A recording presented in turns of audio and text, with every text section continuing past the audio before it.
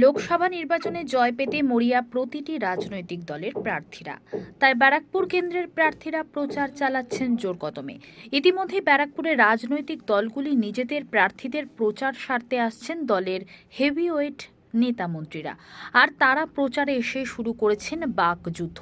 শনিবার অসমের মুখ্যমন্ত্রী হেমন্ত বিশ্ব শর্মার প্রচারে এসে বাংলার সাথে অসম সরকারের তুলনা টেনে এই রাজ্যে অসমের তুলনায় লক্ষ্মী ভাণ্ডারে কম টাকা দেওয়া হয় বলে দাবি করেন।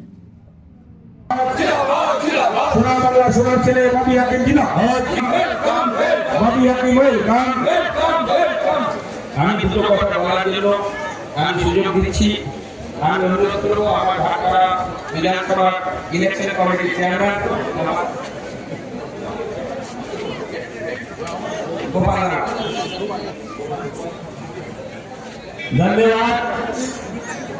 अब हमारे नेता स्टेज पर आ गए हैं।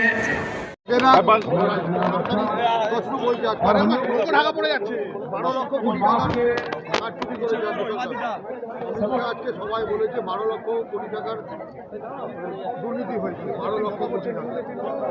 12 লক্ষ কোটি টাকার দুর্নীতি ওরা হয়েছে। মহুল চোস্কি, নীরব মোদি, গুজরাটের যারা হীরের ব্যবসায়ী তাদের দিয়ে এই টাকা বিদেশে পাঠিয়েছে। বিদেশের ধন আনার কথা ছিল, ওরা ব্যাংকের টাকা, কালো টাকা এখানে আনার কথা ছিল, আমাদের সাদা টাকা অর্থাৎ ব্যাংকের টাকা বিদেশে পাচার করেছে। অমিত শাহ ঠিক বলেছেন, ওর বন্ধুরা এটা করেছে। যেদিন সরকার পাল্টাবে সেদিন এই ইডি সিবিআই এর তদন্ত করবে। আমি বলছি রেহাত করা হবে না, বিজেপির কোনো নেতাকে রেহাত করা হবে না। গুজরাটের বেশিরভাগই হিরে ব্যবসায়ী মোদির বন্ধু, কাউকে রেহাত করা হবে না। ব্যাংকের টাকা কোথায় গেল নরেন্দ্র মোদি জবাব দাও। আমরা এই ইডি সিবিআইকে দিয়ে করাবো, আর বেশি দিন নেই। মমতা বন্দ্যোপাধ্যায় আজকে আসামের মুখ্যমন্ত্রী বলে গেছেন মমতা বন্দ্যোপাধ্যায় সিবিআই এর হস্তক্ষেপ কেন করছে, নাক কেন গলাচ্ছে? তার কারণ হচ্ছে সিবিআই পলিটিক্যাল একটা তোতা পাখি, এটা আমরা বলছি না, সুপ্রিম কোর্ট বলেছে সেন্ট্রাল গভর্নমেন্টের তোতা পাখি। তাই তাকে দিয়ে নয়, সন্দেশখালীর হবে, সুপ্রিম কোর্টের তত্ত্বাবধানে ল্যাবরেটরিতে যাবে, টেপটা সত্যি কি না খোঁজ হবে, এবং যদি সত্যি হয় তাহলে যারা এটা এর মধ্যে জবাই সবাইকে কাস্টডিতে নেবে। এটা সুপ্রিম কোর্টের তত্ত্বাবধানে হবে। এরা বলছে সিবিআই সিবিআই। আরে তোমায় তো যে নেতারা বলে সিবিআই কালকে যাবে, আমাদের বাড়িতে কালকে যায়।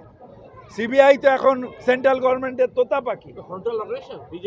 হ্যাঁ, এরা তো অর্গানাইজেশন, এরা বিজেপির হয়ে কাজ করে। এই সব সেন্ট্রাল এজেন্সিরা।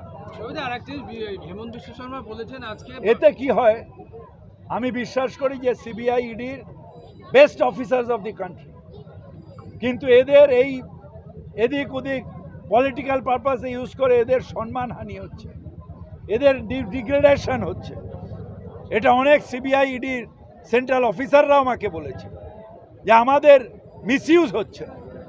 আমাদের ওই মেহুল চোস্কিদের ধরার কথা, আমার এখানে যে কাজটা ট্রাফিক পুলিশ করে সেই কাজটা করা আমাদের কাজ নয়।